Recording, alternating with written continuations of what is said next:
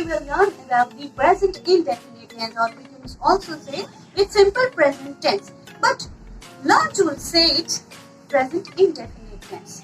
But first of all, let's recall we have three tenses, and they are present tense, past tense, and future tense. Okay, the things which had already gone, that has been included in past tense, that is going on right now, they are in the present tense, and that's going to be happen, that's future tense. And let me introduce you with the 12 aspects. All the three tenses have 12 aspects, and they may be included as the indefinite, the simple tenses. So we have the past simple, present simple, and future simple. We have future indefinite tense, present indefinite tense, and past indefinite tense. Then we have the progressive tense, that is continuous tense, and we include ing and all that. And then we have the perfect tenses, that includes the third form of verb, or has or have in the present and had in the past tense. And in the final, we have the present perfect continuous tenses with all the four. But in this video, we are going to learn about the simple present or present indefinite tense that you have to say. So it is present indefinite. It is one of the tense of the verb, and we first of all let us know about the verbs in this sentence. In the simple present or present indefinite tense, we always use the first form of the verb, and the first form of the verb including s or es. Okay, then s or es is called the singular verb, and the verb without s is called plural verb. Now, let us see, if we have plural subject, then we just use the first form of the base form of the verb without s or es. And the plural subjects are I, we, you, they. I and you, remember, they are considered plural in English. So, just see, how would we identify it? When we see that I, first just forget about everything. Just see, I love, we love, you love, they love. See, we don't have s in these verbs because we have already, the subject is plural, then we use that plural verb which is without s. So, if similarly we can take the verb go, then I go, you go, they go, we go. And in the subject, whenever we have the singular subject, that includes he, she, it, a single name, a singular noun, then we use the s with the verbs, first form of the verb. Okay, and he loves, she loves, it loves, and Salman loves. Okay, and if we take the verb go, then he goes, she goes, it goes, Kajal goes. Okay, so, and if we have to make it negative, then what would we do? Similarly, we used do with the plural verbs, plural subject, and does with the singular subject. Look at that. And if we have to make a question, suppose we'll take the I love, the affirmative sentence, and we have to make it negative. I do not love. Okay, and do I love is the question. Then we love, we do not love, negative. And if interrogative, we have to make do we love. Okay. So let's see here the interrogative ones. Do I love? Do you love? Do they love? Does he love?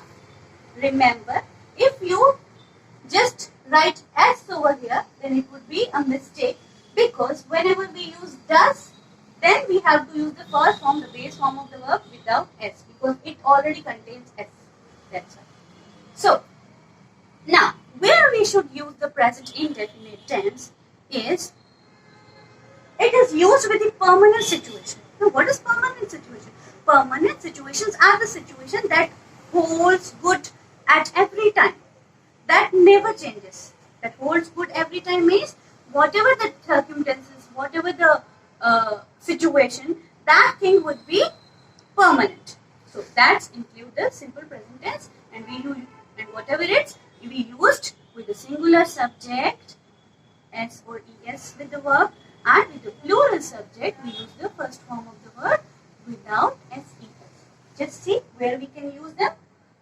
With the permanent situation and action, they include general or universal truth. Whatever things that has been never changed. Similarly, just like we can take an example, the sun rises in the east.